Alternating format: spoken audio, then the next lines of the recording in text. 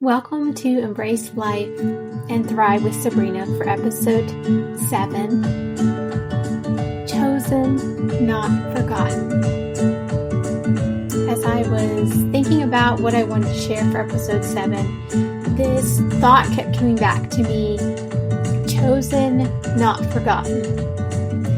It can be hard when we're chosen to walk through a difficult path, whatever that may entail, if it's infertility, other health issues, the loss of a loved one, not able to find a desirable job position, not knowing what you're supposed to do with your life, and having all these questions.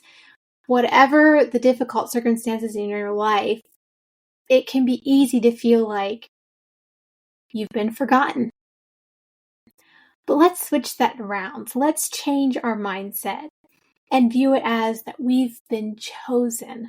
Because some people, you can look at their life and it seems like it's just easy peasy, right? Everything falls into place. They, went to school, they found the perfect person, they got married, they're able to have children, no problem, they were healthy, they had a job, and just everything seemed to be perfect. Of course, they have their difficult times. Everyone's life has difficult things, but it seems that some people have it more difficult than others. And it can be easy to question and ask, why me? Why, out of all the people I know, was I chosen to walk this difficult path? It can be hard, especially if you've been praying for years, searching for answers, seeking God for guidance, and it just feels like you're up against walls. The doors aren't opening, the windows aren't even opening, and your prayers don't seem to go past the ceiling. We can become disheartened and feel that God has forgotten us, that He has left us to struggle through life alone, feeling that He's not hearing our prayers. He's not working to fulfill our deepest desires. But as Jeremiah 29:11 reminds us, God has great plans for us. It says, "For I know the thoughts that I think toward you, saith the Lord, thoughts of peace and not of evil, to give you an expected end." Other translations of the Bible says to give you a good future. So if you're walking a difficult path and you're wondering, why you? Why me? Why has it seemed that I've been chosen to walk a difficult path, while others seem to have it easy? We can rest assured that God has chosen us for a special purpose, and He has not forsaken us. He has not forgotten us. He sees our every tear. He hears our every cry. He hears our every prayer, and He knows our deepest desires, even when we can't put it into words. He's working on our behalf, even if we can't see it now. And He has chosen us. He has chosen you. He has chosen me to walk this special path, even though it may be difficult. Because He has something really special in store for us. He promises that all things will work out for our good, even if we can't understand how right now. As Romans 8:28 says, we know that all things work together for good to them that love God, to them who are called according to His purpose. We are called to something higher. We are not forgotten. We are chosen. And so if you're walking a difficult path, know that God has specifically handpicked you to create you into a beautiful vessel that you would otherwise become. It can be hard, especially if the difficult path is infertility and miscarriage, pregnancy loss. It can be really hard and really challenging to try to sort through all the emotions and the thoughts and the questions that come as you travel this road. I know it is for me. And over the years, I have seen God working through my life. And even when my heart has been broken and I didn't have words, all I could do was cry as I lift my face and my hands to heaven and know that God hears my heart. He put peace. He fills my heart with peace in knowing that out of all the people He could have chosen, He chose me to walk this path for a reason. He's chosen me. He hasn't forgotten me.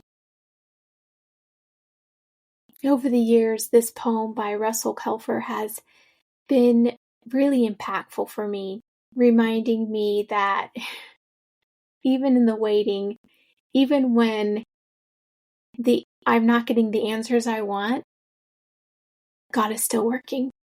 So I want to share it with you. It's entitled Wait. Desperately, helplessly, longingly, I cried.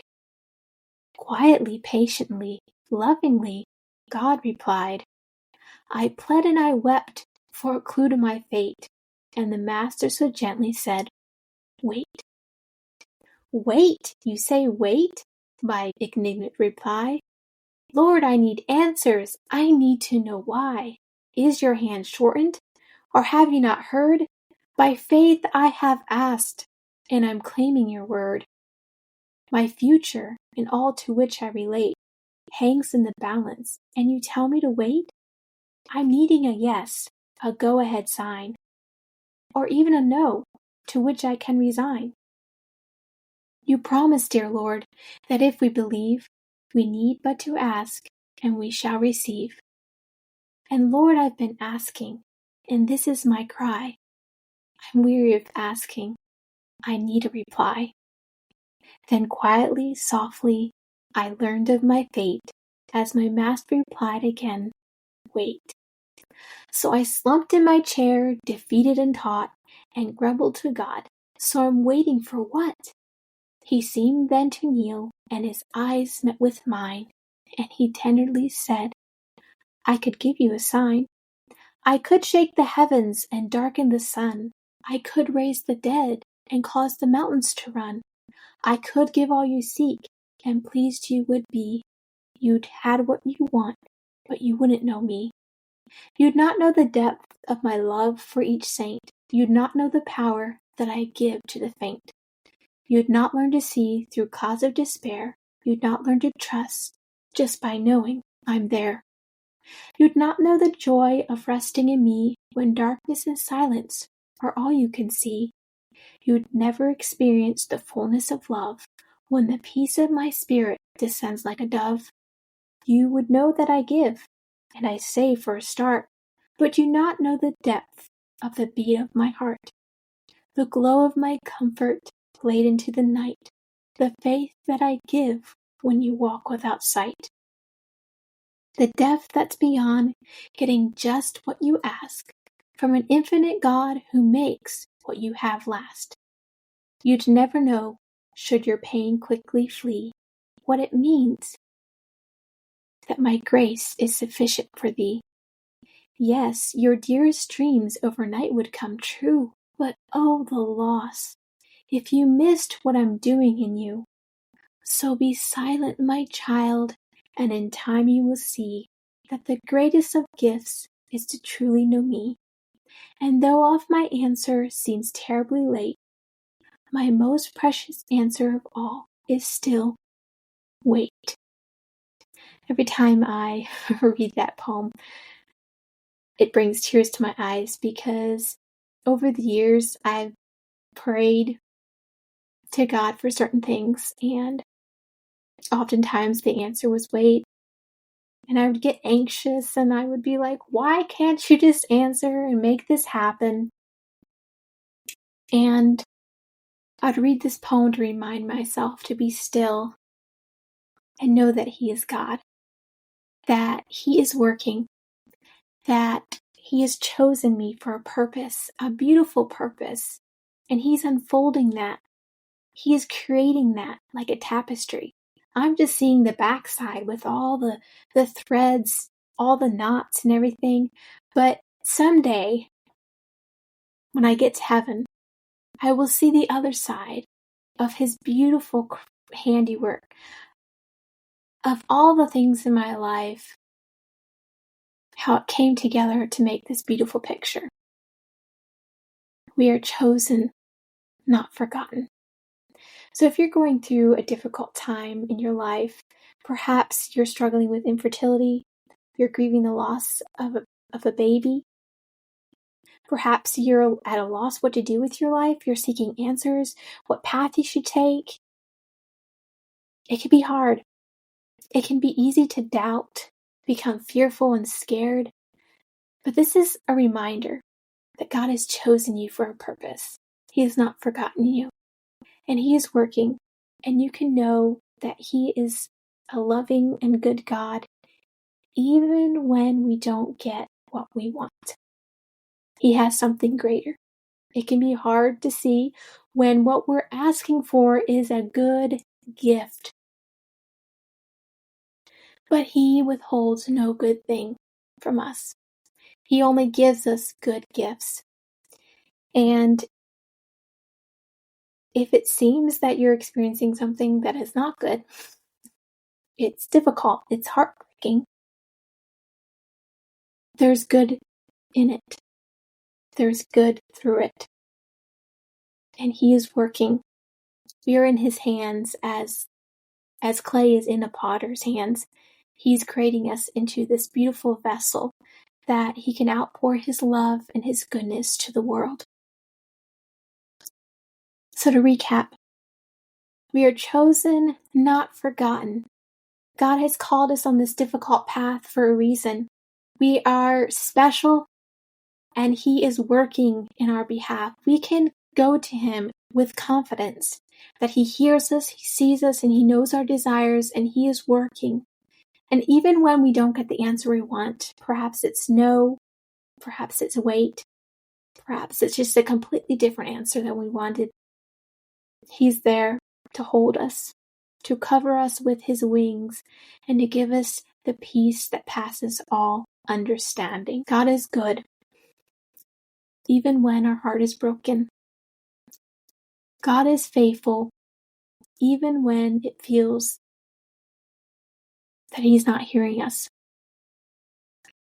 God is a good, good Father, even when we lose the answer to our prayer. We can know and trust that He has a good plan, and all things will work for our good because He has chosen us and not forgotten us.